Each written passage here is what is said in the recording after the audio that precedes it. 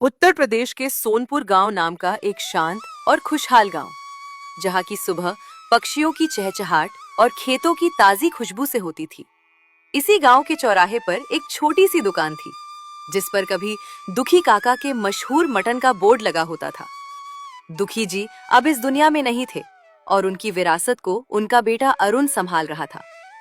शुरुआत में अरुण के यहाँ इतनी भीड़ लगती थी कि वो अकेले संभाल भी नहीं पाता था कि वहाँ लोग बहुत ही ज्यादा मटन खाया करते थे।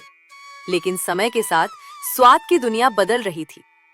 आओ भैया, मटन ले लो, ताजे ताजे और कुरकुरे मटन, मिर्ची चटनी के साथ मजा आ जाएगा। पर लोग बोर हो चुके थे वही मटन खाकर, इसलिए अरुण के पास कोई भी ग्राहक नहीं आ रहा था। अरे सुखिया काका, मटन खाते जाइए ना, अभी अभी बनाया हूँ, गर्मा गर्म है। अरे अरुण बेटा, ठीक है, एक प्लेट मटन देना, और हाँ, थोड़ा जल्दी करना, मुझे खेत पर जाना है। अभी लीजिए सुखिया काका, गर्मा गर्म है। सुखिया मटन खाता है, लेकिन उसके चेहरे पर वो संतोष नहीं दिखता है। स्वाद तो ठीक है अरुण, पर अब वो बात नहीं रही। बरसों से वही मसाला। गांव के लोग अब कुछ नया और चटपटा ढूंढ रहे हैं। शहर वाली सड़कों पर तो अब क्या क्या मिलने लगा है। खैर, ये लो पैसे। सुखिया की बात अरुण के दिल में तीर की तरह चुभ गई। उसकी आंखों के सामने अपने पिता शंभू जी का चेहरा घूमने लगा। उसे याद आया कि जब पिताजी मटन बनाते थे तो खुशबू पूरे मोहल्ले में महकती थी। पहले जब पिताजी दुकान लगाया करते थे, इतनी भीड़ होती थी कि वह अकेले संभाल नहीं पाते थे। अब क्या हो गया? मैं पिताजी के नाम को डूबने दूंगा? नहीं, मुझे कुछ करना होगा। पर क्या? ऐसे ही अरुण अपने घर आ जाता है और अपने घर में बैठे बैठे सोच रहा होता है, अपने पिताजी जैसे मटन कैसे बनाएं? अरे हाँ, मंगल काका पिताजी के सबसे अच्छे मित्र। लगता है मंगल काका को पिताजी के मटन बनाने का तरीका जरूर पता होगा। अरुण अपने पिता के सबसे पुराने और भरोसेमंद दोस्त मंगल काका के पास जाने का फैसला करता है। मंगल काका गांव के सबसे बुजुर्ग और ज्ञानी व्यक्ति माने जाते थे। प्रणाम मंगल काका। अरे अरुण, आओ बेटा, आज बहुत दिनों बाद इस बूढ़े की याद आई। चेहरा उतरा हुआ क्यों है? दुकान ठीक चल रही है ना? काका, दुकान तो चल रही है, पर ग्राहक कम हो रहे हैं। लोग कहते हैं कि स्वाद पुराना हो गया है। मुझे समझ नहीं आ रहा कि मैं क्या बदलाव करूं। पिताजी होते तो शायद रास्ता दिखा देते। शंभू बहुत दूरदर्शी इंसान था। उसने अपनी पूरी उम्र मसालों और स्वादों के साथ प्रयोग करने में बिताई थी। तुझे याद है उसकी वो चमड़े वाली डायरी? डायरी? पिताजी ने कभी मुझे किसी डायरी के बारे में नहीं बताया। क्योंकि वो चाहता था कि पहले तुम बुनियादी हुनर सीखो। उसने मुझसे कहा था कि जब अरुण मुश्किल में हो तब उसे उस डायरी का पता देना। वो डायरी तुम्हारी घर के कोने की संदूक में नीचे दबी होगी। उसमें पुश्तैनी राज छिपा है। अरुण के अंदर एक नई उम्मीद जगी। नमस्ते। फिर मैं जल्दी जाता हूँ और उस डायरी को ढूंढता हूँ। अरुण दौड़ता हुआ घर गया और संदूक की तलाशी लेने लगा। पुरानी कपड़ों के नीचे उसे सचमुच एक धूल भरी डायरी मिली। जब उसने उसे खोला तो उसमें पिता के हाथ से लिखी हुई एक खास रेसिपी थी, मटन करी शाही के साथ। उसमें पूरी तरह से विधि लिखी हुई थी, जिसको अरुण धीरे धीरे पढ़ने लगता है। जीरा पाउडर को हल्का भूनकर ऊपर से छिड़कना है, जिससे एक सौंधी खुशबू आए। अरुण ने तय किया कि वो कल से यही नया अवतार लोगों के सामने लाएगा। अगले ही दिन सुबह होते ही उसने पूरी तैयारी कर ली थी। उसने बहुत अच्छे तरीके से अपना ठेला सजाया हुआ था। अरुण बड़े उत्साह के साथ तैयारी करता है। गांव का एक मशहूर किरदार जेठालाल वहां से गुजरता है। जेठालाल थोड़ा मोटा है और खाने पीने का बहुत शौकीन है। अरे ओ अरुण भाई, आज दुकान से बड़ी अजीब और लजीज खुशबू आ रही है। ये क्या नया पकवान चढ़ा दिया कढ़ाई में? मेरी डाइट का सत्यानाश करने का इरादा है क्या? आइए जेठा भाई, आज आपको वो खिलाऊंगा जो आपने कभी नहीं चखा होगा। इसे शाही मटन कहते हैं। जेठालाल ने बिना देरी करते हुए उसे खाने लगा। ओहो हो अरुण भाई, ये क्या बना दिया? स्वाद का धमाका है ये तो। ऐसा लग रहा है जैसे मानो जुबान पर उत्सव चल रहा हो। एक प्लेट और लगाओ और डाइट वाइट कल देख लेंगे।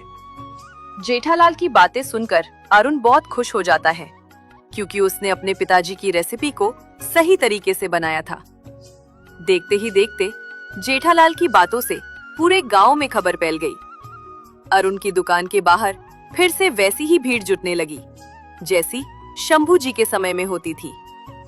जब भीड़ खत्म हो जाती है, तभी वही मगल काका अरुण के दुकान के पास आते हैं। मैंने बहुत तारीफ सुनी है तुम्हारा बेटा। आज मैं तुम्हारा परीक्षा लेने वाला हूं। खिलाओ तुम्हारे मटन। देखता हूं इसमें तुम अपने पिता के जैसा स्वाद डाल पे हो या नहीं। जरूर काका, आप एक बार खाकर देखो और बताओ मैं अपने पिता की तरह मटन बनाया हूं या नहीं। उसके बाद अरुण ने काका को भी शाही मटन एक प्लेट लगा दिया। काका भी उसके शाही मटन खाने लगते हैं। ओहो वाह बेटा वाह, ये तो वही स्वाद है। मुझे अपने पुराने दिनों की याद आ गई। तुमने एकदम उसी तरीके से ये मटन को बनाया है। बहुत अच्छा लगा बेटा। मंगल काका के मुंह से ये बात सुनकर अरुण बहुत खुश हो जाता है। ऐसे ही गांव की चौक के पास कुछ गांव वाले बातें कर रहे होते हैं। अरे भाई, मैंने सुना है अरुण कुछ मटन में गजब मसाले डालकर बनाता है। कहते हैं लोग बहुत ही स्वादिष्ट लगती हैं उसके शाही मटन। इसी में ये सब बातें हैं। गांव का एक आदमी मनीराम, जो हर वक्त सिर्फ चर्चा में रहने और मशहूर होने के सपने देखता था, दूर खड़ा ये सब देख रहा था। इस कल के लड़के अरुण के यहाँ इतनी भीड़, पूरी दुनिया बस इसकी और इसके मटन की तारीफ कर रही है। कोई मनीराम का नाम तक नहीं ले रहा। मुझे कुछ करना होगा। फिर क्या था, अगले दिन मनीराम भी अपना एक मटन का ठेला लगाता है। आओ भाई आओ, मनीराम के स्पेशल मटन खाओ। अरुण से दाम भी सस्ता और स्वाद भी अच्छा। अरे वाह मनीराम, तुम भी मटन बेचने लग गए। अच्छा है भाई, अच्छा है, खिलाओ तुम। मनीराम ने खुशी खुशी आए हुए ग्राहक को अपना मटन खिला दी। ग्राहक उसकी मटन खाने लगता है, लेकिन मनीराम को क्या पता था, मटन के ऊपर मसाला डाल देने से शाही मटन नहीं बन जाते हैं। ये क्या बना दिया मनीराम? मुझे लगा तुम भी अरुण की तरह ही मटन बेच रहे होगे, पर तुमको तो किसी चीज का ज्ञान ही नहीं है। ना नमक है सही से, ना मसाले हैं। तुम पहले उसे अरुण से शाही मटन बनाना सीख जाओ, उसके बाद ही अपना दुकान लगाना। हमने सोचा था कि लोग उसके मटन खाकर उसकी तारीफ करेंगे, पर लोग तो उल्टा उसे सुनकर ही चले गए हैं। अरुण गुस्से से अपने घर चला आता है। अरुण के शाही मटन की खुशबू अब पूरे मल्हाबाद गांव में फैल चुकी थी। लोग दूर दूर से उसके ठेले पर आने लगे थे। लेकिन जहां एक तरफ अरुण की मेहनत रंग ला रही थी, वहीं दूसरी तरफ मनीराम की रातों की नींद उड़ गई थी। मणिराम को पैसे से ज्यादा मोह नाम का था। वो चाहता था कि गांव का हर बच्चा उसकी जय जयकार करे। आज पूरा गांव अरुण अरुण कर रहा है। कल तक जो लोग मेरी फालतू की बातों पर भी ताली बजाते थे, आज वो मुझे देखकर कहते हैं, अरे मनीराम, मटन खाया क्या? मुझे ये सहन नहीं होता। मुझे वो रेसिपी चाहिए, चाहे जैसे भी मिले। मनीराम जानता था कि अरुण को ये हुनर मंगल काका की सलाह से मिला है, इसलिए उसने एक योजना बनाई। अब तो मेरी मदद मंगल काका ही कर सकते हैं।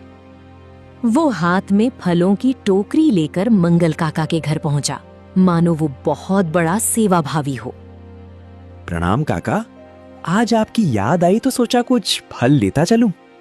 आपकी सेहत का ध्यान रखना हमारा फर्ज है। और मनीराम, आज सूरज किधर से निकला है? खैर बैठो। क्या बात है? बस काका, ऐसे ही।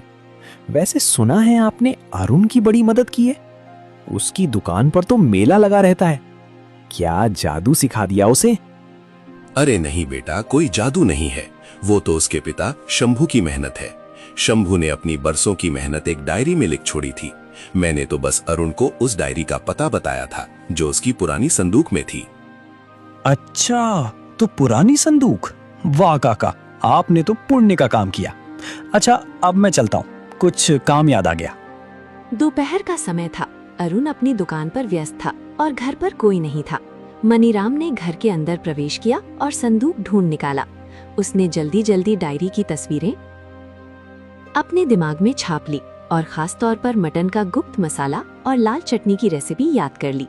अगले ही दिन मनीराम ने गांव के दूसरे कोने पर एक बहुत बड़ा और चमकदार मनीराम शाही मटन का ढाबा खोल लिया। आइए भाइयों और बहनों, असली स्वाद यहाँ है। जो शाही मटन अरुण 20 रुपए प्लेट में देता है, मणिराम आपको सिर्फ 10 रुपए में देगा। जी हाँ, सिर्फ 10 रुपए। आइए और अपनी किस्मत आजमाइए। तभी जेठालाल वहाँ से गुजरता है। अरे भाई, 10 रुपए में शाही मटन? मनीराम भाई, क्या आज आपने अपनी बुद्धि घास चरने भेज दी है? आधे दाम में मटन? जेठा भाई, मुझे पैसे की भूख नहीं है, मुझे बस लोगों की दुआएं और नाम चाहिए। आप चखिए तो सही।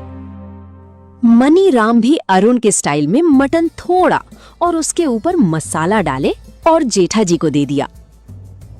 अरे वाह, स्वाद तो बिल्कुल वैसा ही है जैसा अरुण बनाता है, और इतना सस्ता। भाई, अब तो मैं यहीं खाऊंगा। धीरे धीरे अरुण की दुकान खाली होने लगी। लोग सस्ते के चक्कर में मनीराम के पास जाने लगे। अरुण परेशान हो गया। वो समझ नहीं पा रहा था कि मनीराम वही स्वाद इतनी कम कीमत पर कैसे दे रहा है। कल तो इसने ठेला लगाया था, लोगों को उसके शाही मटन पसंद नहीं आए। एक रात में ऐसा क्या हो गया जो लोग मेरा ठेला छोड़ उसके मटन खा रहे हैं। दिन बीतते गए। अरुण की दुकान बंद होने की कगार पर पहुंच गई। वो बहुत दुखी रहने लगा। उधर मनीराम बहुत खुश था, क्योंकि पूरा गांव अब उसी के पास आता था। हर जगह मनीराम की उदारता के चर्चे थे। लेकिन मनीराम को ये नहीं पता था कि किसी का घर उजाड़ कर मिली प्रसिद्धि ज्यादा दिन नहीं टिकती। एक शाम मनीराम अपनी दुकान बंद करके घर लौट रहा था। उसने देखा कि अरुण मंदिर के बाहर बैठकर रो रहा था। हे भगवान, हमारे परिवार ने कभी किसी का बुरा नहीं चाहा।